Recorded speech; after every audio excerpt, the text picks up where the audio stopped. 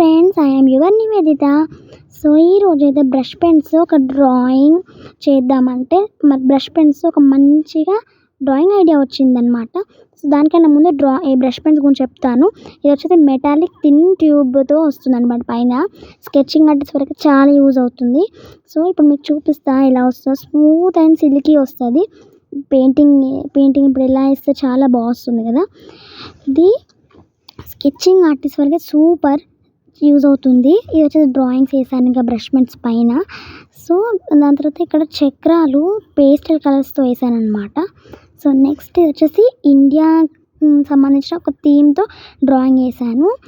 So with this 2 brush pens, orange and green.